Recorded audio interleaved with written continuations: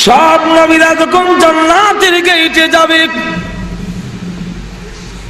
আল্লাহর নবী বলেন জান্নাতে গিয়া যখন আহ্বান করবে, ও জান্নাতের প্রহরীরা গেটটা খুলে দাও। জান্নাতের ভিতর থেকে ডাক আসবে, আপনি কে পড়েছে ওই দিন? আমি আদম আলাইহিস সালাম, বেয়াদবি মাফ করবা। জান্নাতের গেট খোলার সময় এসে না। এক এক করে সব নবী যখন আহ্বান করবে আর বলবে জান্নাতের গেট খুলতে পারবো না, বলবেন সব নবীরা আসলাম, জান্নাতের গেট খুলবা না কেন? ডাক দিয়ে বলে জান্নাতের তালা বাইরে দিয়ে, ওই তালা খুলুন। চাবি তো আমাদের হাতে নাই। চাবি কার কাছে? চাবি বিশ্ব নবী রাহমাতুল লিল আলামিনের কাছে। বিশ্ব নবী কি আসেন নাই? উনাকে বলেন না চাবি দিয়া তালাটা খোলার জন্য? উনি তো এখনো আসে নাই। উনি কোথায়? উনি এখনো কিয়ামতের কঠিন ময়দানে উম্মতি উম্মতি বলে কান্দে। উম্মতের চূড়ান্ত ফয়সালা না শোনা পর্যন্ত একটা কদম জান্নাতের দিকে বাড়াবে না। আল্লাহ ডাক দিয়ে বলেন, বিশ্বনবী জান্নাতের গেটটা খুলে দিন। আল্লাহ রাসূল বলেন, বিলাল জান্নাতের গেট খোলার জন্য আমি যখন উঠে আরোহণ করব, ওই উটটা যদিও দেখতে উটের মতো, কিন্তু তার পা গুলো হাড্ডি, রক্ত আর মাংসের দ্বারা হবে না। হাড্ডিগুলো ইয়াকুত আর জবরদস্ত পাথরের দ্বারা তৈরি হবে। ও বিলাল, কিয়ামতের মাঠে তখন তুমি কালো বিলালকে ডাকা হবে আমার উটের লাগাম ধরার জন্য। হে বিলাল শোনো, কিয়ামতের কঠিন ময়দানে আমি উঠে আরোহণ করব, আর তুমি নিচে থেকে আমার উটের লাগাম ধরে ধরে আল্লাহর তৈরি জান্নাতের ভিতরে তুমি আমার সাথে জান্নাতে ঢুকবে। আল্লাহ রাসূল বলে আলাদা আলাদা ভাবে বলেছেন। কোন কোন সাহাবী সম্পর্কে বলেছেন, হযরত ওমর রাদিয়াল্লাহু আনহু সম্পর্কে বলেন, হে ওমর, আমি যখন জান্নাতের ভিতরে ভ্রমণ করতে গেলাম, তখন দেখি এমন সুন্দর বালাখানা, যাকে দেখে আমি নবীর আকর্ষণ হয়ে গেল। আমিও বালাখানার দিকে তাকাই রইলাম। ফেরেশতারা এসে বলে, ওগো নবীজি, ওই ঘরের দিকে এইভাবে তাকায় আছেন, ঘরটা কার জানেননি? রাসূল বলেন না। ফেরেশতারা বলে, আল্লাহ এই সুন্দর ঘর তৈরি করেছেন কুরাইশের এক যুবকের জন্য। রাসূল বলেন, ওই যুবকের নামটা কি? ফেরেশতারা বলেন, এই যুবকের নাম হলো হযরত ওমর। এই সুন্দর বালাখানা তৈরি করেছেন ওমরের জন্য। আল্লাহর রাসূল বলেন যে আমার উম্মতের মধ্যে এমন এক ব্যক্তি আছে যাকে চিনি, যার বাক্যও আমি চিনি। 8টা বেহেশতের প্রত্যেকটা দরজার থেকে ডাক আসবে যে হে মহান অতিথি, আপনি আমার দরজা দিয়ে বেহেশতে ঢুকুন। তখন সালমান ফারসি রাদিয়াল্লাহু আনহু দাঁড়ায় কয়, ইয়া রাসূলুল্লাহ, ইয়া হাবিবাল্লাহ, আপনার ওই সাহাবীকে যখন চিনেন, তার বাক্যও চিনেন, তার নামটা হইলেন না, এই সাহাবীকে? আল্লাহ রাসূল বলেন, এই সাহাবীর নাম হলো আবু বকর সিদ্দিক।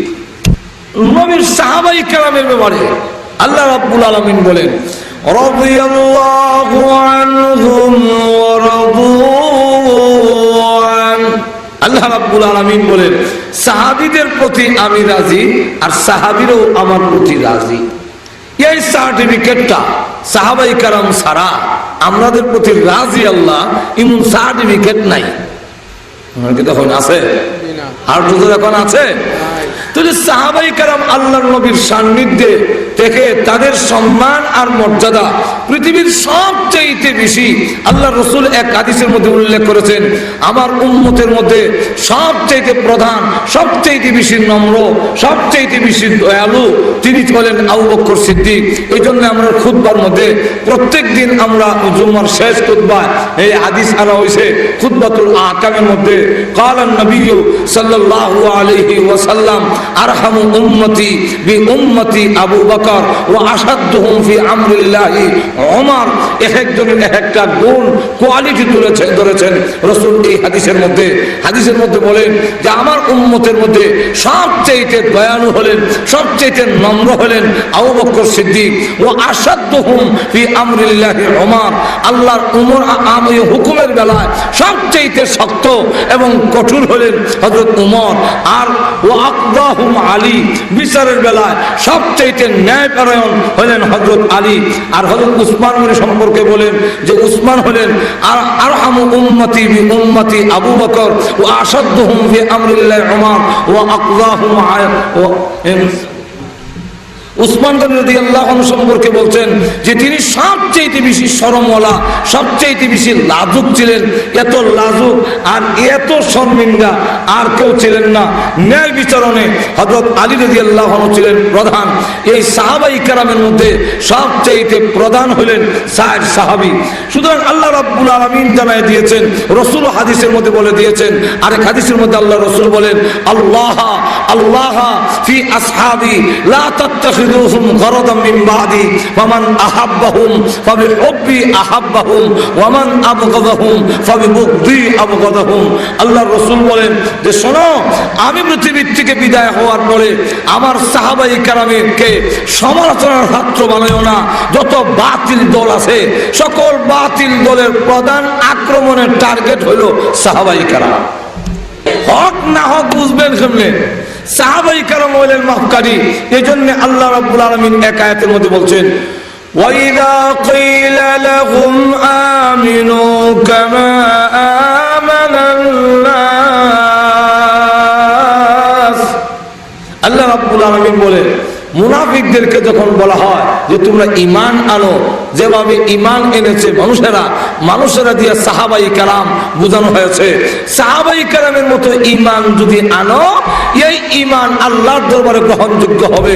সুতরাং সাহাবায়ে কেরামের ঈমানই হলো আমাদের ঈমান আল্লাহর দরবারে গ্রহণযোগ্য হওয়ার জন্য। সাহাবায়ে কেরামের আমল হলো আমাদের আমল আল্লাহর দরবারে গ্রহণযোগ্য হওয়ার জন্য। সাহাবায়ে কেরামই হলো আমাদের জন্য সত্যের মাপকাঠি। সাহাবায়ে কেরামকে দোষারোপ করলে আল্লাহর রাসূল বলেন যদি তাদের সাথে মহব্বত রাখো আমার সাথে মহব্বত রাখা হবে, তাদের সাথে যদি দুশ্মনী করো তাহলে আমার সাথে দুশ্মনী করা হবে। যার এক দুইটা ঘটনা হইলই আমরা বুঝিলে বা কইতাম নি না অসুবিধা হইতেছে, আরো ধরে এখন কইতাম নি। এর মধ্যে একটা ঘটনা হইল যে ইরাকের এক শিয়া আবু বকর সিদ্দিক আর উমর রাদিয়াল্লাহু আনহুমা দুজনের খুব গালাগালি করে। কারণ শিয়ারা আবু বকর সিদ্দিক আর উমরের নাম শুনতে পারে না, কয় দুইজন কাফের। আরো কয় এরা দুইজনে আলী যে ওইতো আছিল খলিফা প্রথমে, এই আলীকে তাকে সরায় নেওয়া হয়েছে, তারা জুড়ে এই জায়গা দখল করছে। উনার নাম মুহাম্মদ ইবনে আলী আসমান রাহমাতুল্লাহ আলাইহি। তো উনি শিয়া, এই লোকটা খুব প্রভাবশালী, পয়সাওয়ালা, টাকাওয়ালা, তার বিরুদ্ধে প্রতিবাদ করতে পারে না। আল্লাহর সেই ওলি অত্যন্ত চিন্তিত হইয়া, মর্মাহত হইয়া, ব্যথিত হইয়া তিনি যখন রাত্রে ঘুমাইলেন, ঘুমানোর সময় তাকায়া দেখে আল্লাহু আকবার, আল্লাহর নবী, বিশ্ব নবী রাহমাতুল লিল আলামিন দেখে বলছেন ও মুহাম্মদ ইবনে আলী আসমান, তুমি এত পেরেশান কেন? কেন আজকে রাত্রে তোমার ঘুম হচ্ছে না? কারণটা কি? তখন তিনি ডাক দিয়া কয় ইয়া রাসূলুল্লাহ, ইয়া হাবিবাল্লাহ, আবু বকর সিদ্দিক এবং উমরকে গালিগালাজ করে আমার পাশে এক শিয়া, তার এই প্রতিবাদও করতে পারি না, আর আবু বকর সিদ্দিককে গালি দেয়, ওমরকে গালি দেয়, সেই গালি আমি বরদাস্ত করতে পারি না। সুতরাং অগণবীজি আমি এই কারণে সারা রাত বড় পেরেশান। অথচ আল্লাহর নবী, বিশ্ব নবী রাহমাতুল লিল আলামিনের পাশে এই দুই সাহাবী শুয়ে রয়েছে। ঠিক নেই? আর শুইছেন যে এমনি না। আবু বকর সিদ্দিক রাদিয়াল্লাহু আনহু ওনাকে যখন নাকি আল্লাহর নবী রাহমাতুল লিল আলামিনের রওজা শরীফের পাশে নিয়ে যখন জিজ্ঞাসা করা হলো ইয়া রাসূলুল্লাহ, ইয়া হাবিবাল্লাহ, আপনি যদি অনুমতি দেন আপনার পাশে শোয়াবো, আর না হয় দূরে কোন কবরস্থানে নিয়ে যাব। এমনি শুনে রওজা শরীফ থেকে আওয়াজ আসতেছে, উদখুলুল হাবিবা ইলাল হাবিব। এ আবু বকর, এ উমর, এ আলী, আমার আবু বকর কই? আমার পাশে শোয়ানোর জন্য কোনো প্রশ্নের দরকার নাই, তাড়াতাড়ি আমার পাশে শোয়া দাও। এতদিন ছিল দুনিয়ার সাথী, এখন থেকে হয়ে যাবে রওজা শরীফের সাথী। হযরত উমর রাদিয়াল্লাহু আনহু উনাকে যখন নাকি কবর শোয়ানো হয়েছে, মুনকার নাকির আইছে, মুনকার নাকির আয়া মার রাব্বুকা যেমন হয়েছে, আল্লাহর রাসূল দেখতেছেন উমর তো কম গরম মিজাজের, কোন যায় না, মুনকার নাকির রসর মারতে হয়। আসাদুহুম ফি আমরিল্লাহি উমর, মার রাব্বুকা। তখন উনি কয়, আল্লাহর রাসূল বলেন, হে মুনকার নাকির, কোথায় জিজ্ঞাসা করতে আইছো মার রাব্বুকা? তোমরা রব যেই পরিমাণ চিনো, এর চাইতে 1000 গুণ বেশি রব চিনে আমার উমর, প্রশ্নের দরকার নাই, তাড়াতাড়ি সরে দাও। তো সেই আবু বকরের উমরকে গালি দেয়। রাসূল বলেন, তাই নাকি? বলে, হ্যাঁ, আমার উমরে গাইলা। এক শিয়ার নাম উল্লেখ করেছে, হযরত ইমাম আবু হানিফা রাহমাতুল্লাহ আলাইহির বাড়ির পাশের বাড়ি। হ্যাঁ শিয়া, হ্যাঁ দুইটা গুড়া, একটা গুড়ার নাম রাখছে আবু বকর, আরেকটার নাম রাখছে উমর। হ্যাঁ, আবু বকর সিদ্দিক নামে যে গুড়া রাখছে এটা রসওয়ার হইয়া পাও, আবু বকর রসুল। উমরের রসওয়ার হইয়া কয় আমি উমরে দৌড়াই। চিন্তা করি কত বড় বেয়াদব। একদিন গুড়া লাত্তি দেয়া তল ফেরা, এমন লাত্তি দিছে, এক লাত্তি খতম। হযরত ইমাম আবু হানিফা রাহমাতুল্লাহ আলাইহির কাছে যখন খবর গেল যে পাশের বাড়ির শিয়ারে গুড়া লাত্তিটা মেরে নিছে, উনি এমনি ইচ্ছা কয় যে গুড়াটা লাত্তি দিছে এটার নাম মনে হয় উমর।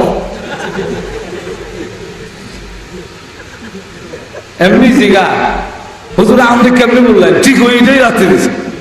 এটা আপনি গাইবি খবর কেমনে জানলা? বলে, আমি নামের আসর, এটা হলো নামের তাসির, যে গুরার নাম উমর রাখছে এটাই লাত্তি দিব, কারণ অন্যায় দেখলে উমরই সর মারে এবং লাত্তিটা তলফল মারে লিখো দুনিয়া। এর লেগে এটা নামের আসরে উমর যে গুরাটার নাম রাখছে এটা লাত্তিটা তার তলফল মারেছে। আল্লাহ নবী রাহমাতুল্লিল আলামিন ডাক দিয়ে বলেন, এক কাজ করো। বলে কি? যে আমার আবু বকরের গালি দেয়, যে আমার উমর বেগেল্লা, ইদারে তুমি পারবানি জব হত্যা? হুজুর আপনি কইলে রেডি। রাসূল বলেন, এই নৌ ছুরি দিলাম, এর জব করিল। মুহাম্মদ ইবনে আলী আসমান রাহমাতুল্লাহ আলাইহি উনি বলেন, স্বপ্নে রাসূল আমার হাতে ছুরি দিলেন, আমি ছুরিটা লইয়া হের শিয়ার বাড়িতে গেছি।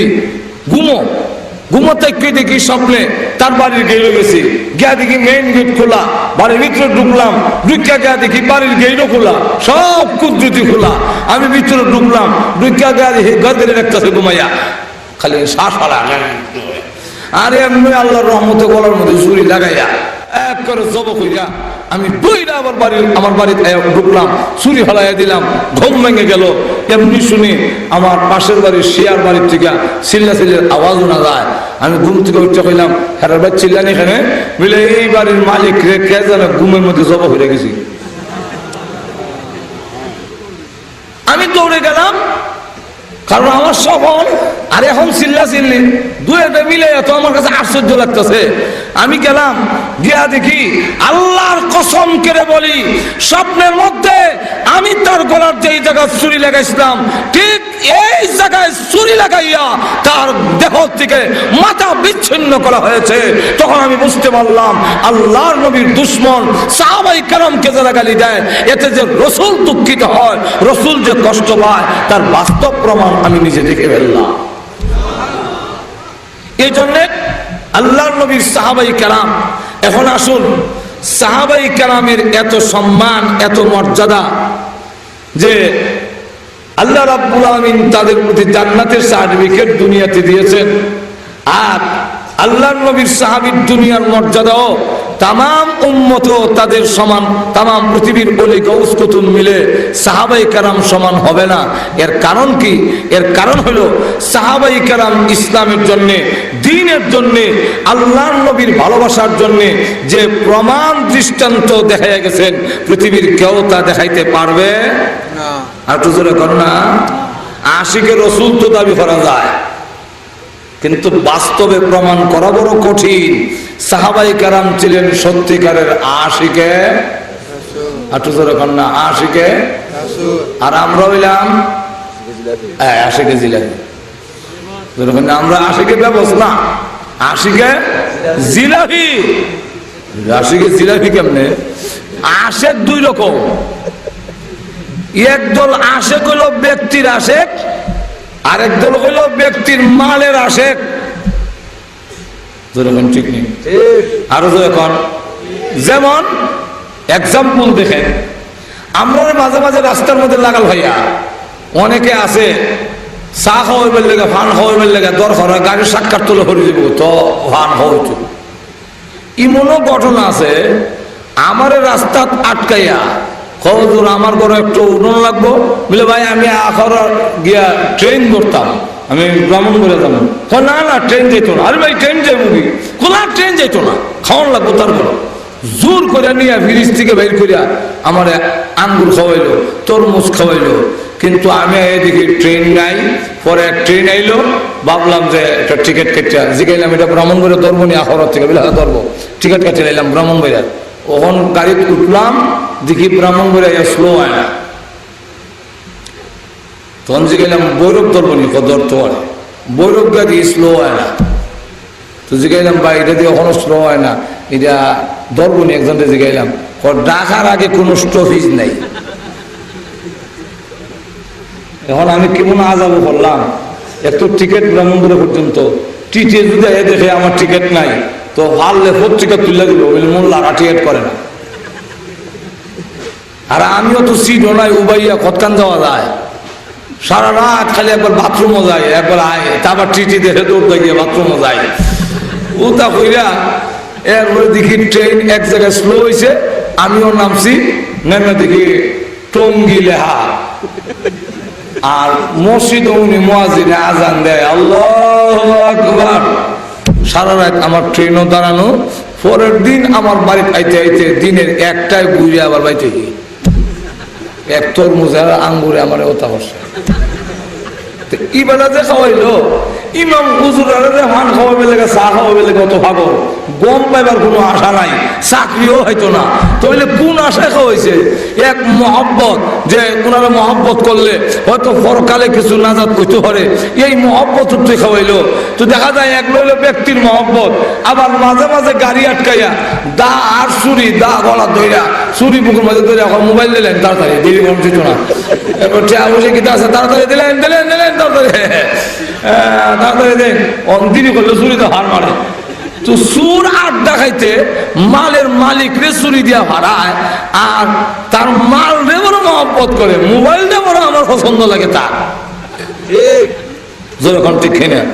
মোবাইলকে ভালোবাসে, মোবাইলকে মহব্বত করে, আমার টাকাকে মহব্বত করে, মালের মালিকের মালকে মহব্বত করে, আর মালিকের চুরি দিয়ে ভার মারে। তাহলে বুঝা গেল হ্যাঁ মালিকের আশেক না, মালিকের মালের আশেক। ঠিক তেমনি ভাবে সাহাবায়ে কেরাম ছিলেন সত্যিকারের ব্যক্তিগত রসুলের ব্যক্তি, রসুলের আশেক। আর আমরা হইলাম দাড়ি রাখি না, নামাজ পড়ি না, মুখ দিয়ে কানো লাগায়, গাঞ্জা খায়, আবার কয় আশিকে রসুল। হ্যাঁ, চুরি দিয়ে রসুলের কলজা ছড়ায়, রসুলের কথা মানে না, কিন্তু রসুলের নাম দিয়া জিলাপি খাইবার লাগে এক নম্বর, তুষাসিন্নি খাইবার লাগে এক নম্বর। তাহলে বোঝা গেল এরা রসুলের আশেক নয়, এরা হলো তুষাসিন্নি আর জিলাপির আশেক।